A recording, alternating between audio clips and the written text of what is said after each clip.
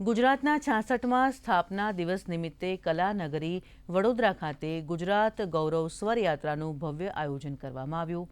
મહાનગરપાલિકા, MS university અને કલાનુભૂતિ સંસ્થાના સંયુક્ત ઉપક્રમે પરફોર્મિંગ આર્ટ્સ પરિસરમાં યોજાયેલા આ કાર્યક્રમમાં વરિષ્ઠ વૈષ્ણવાચાર્ય દ્વારકેશલાલજી મહારાજ સહિત અનેક મહાનુભાવો રહ્યા હતા। જાણીતા ગાયકો અતુલ પુરોહિત અને અચલ મહેતા સહિતના કલાકારોએ સંગીતની રમઝટ બોલાવી શ્રોતાઓને મંત્રમુગ્ધ કર્યા હતા। કાર્યક્રમનું સંચાલન કવિ અંકિત ત્રિવેદીએ કર્યું હતું।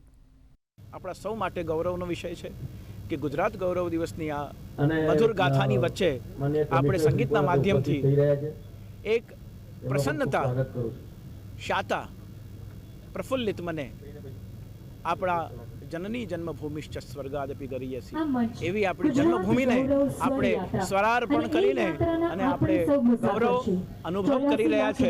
વડોદરાના જે કલાનગરીનું બિરુદ છે એ જળવાઈ રહે એ માટે કલાનુભૂતિના માધ્યમથી ઘણા પ્રયાસો થતા રહેતા હોય છે। વડોદરા કે જે કલા અને સંસ્કૃતિ નગરી છે એનું જે સાચું કલેવર છે એને ઉજાગર કરવાનો જે પ્રયાસ થયો છે સાચે જ બિરદાવા લાયક છે। વડોદરા શહેરની જે સંસ્કારિતા છે, જ્યારે આપણે વડોદરાને એક સાંસ્કૃતિક રાજધાની તરીકે કહેતા હોઈએ ત્યારે આ પ્રકારનું આયોજન ફક્ત વડોદરા શહેરમાં થઈ રહ્યું છે અને આ કલ્ચરલ કાર્યક્રમમાં વડોદરા શહેરના તમામ કલાકારો એમના સાથે આ કાર્યક્રમ ઉજવાઈ રહ્યો છે અને સાથે પરમ પૂજ્ય દ્વારકેશલાલજી મહારાજના આશીર્વચન સાથે તમામ સરકારી અધિકારીશ્રીઓ, કમિશનરશ્રી, કલેક્ટરશ્રી બધા જ લોકો ઉપસ્થિત છે। MS યુનિવર્સિટીના વાઇસ ચાન્સેલરશ્રી પણ ઉપસ્થિત છે। તો આજના દિવસે આપના માધ્યમથી તમામ વડોદરાવાસીઓને ખૂબ ખૂબ અભિનંદન પાઠવું છું।